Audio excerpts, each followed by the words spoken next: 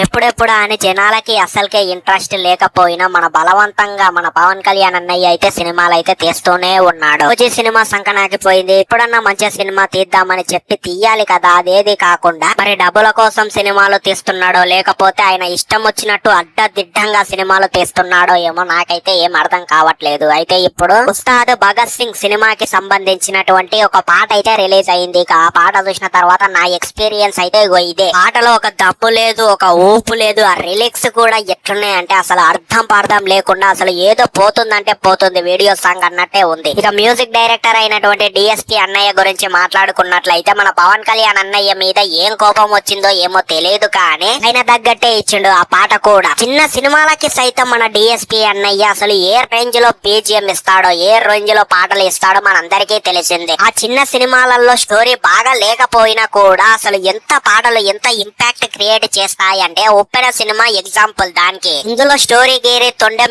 ఏమీ ఉండదు, కానీ పాటలు ఏ రేంజ్ లో హిట్ అయ్యాయో మనందరికీ తెలిసిందే. కానీ ఇక్కడ మన పవన్ కళ్యాణ్ అన్నయ్యకి అసలు ఎందుకు ఈ విధంగా శని చుట్టుకుంటుందో ప్రతి సినిమాకి అనేటువంటిది అయితే నాకైతే ఏం అర్థం కావట్లేదు. ఆ రిలీక్స్ ఏంది అసలు, ఆ పాటలు వినబుద్దైనా అయితే అసలు అవుతుందా అసలు ఏంద్రా నాయన ఈ పాట అనేటువంటి విధంగా అయితే అసలు స్క్రిప్ట్ చేయబుదైంది ఫ్రెండ్స్ నాకైతే ఆ పాట విన్నప్పుడైతే. మళ్ళా మెడకి ఏదో దోమలు కుట్టినట్టు ఆ మెడ ఎందుకు గోక్కున్నట్టు ఆ స్టైల్ పెట్టి అసలు ఏంది అసలు అది, మెడ ముట్టుకుంటే తొడ గొట్టినట్టేనంట. అసలు ఏంది అసలు ఇది. ఈ సినిమాని గనక ఒకవేళ పాన్ ఇండియాగా రిలీజ్ చేస్తే ఇజ్జత్ పోవడం మాత్రం పక్కా ఫ్రెండ్స్ మన పవన్ కళ్యాణ్ అన్నయ్యది. మరి మీరేమంటారు అసలు, ఈ పాట మీకు నిజంగా నచ్చిందా నచ్చలేదా అనేటువంటిది అయితే నాకైతే డెఫినెట్లీ కింద కామెంట్ సెక్షన్ లో చెప్పండి. మీ ఒపీనియన్ ని కూడా నేను తెలుసుకోవాలనుకుంటున్నాను. సో మరి ఉంటా, అప్పటి వరకు సైనింగ్ ఆఫ్, బై.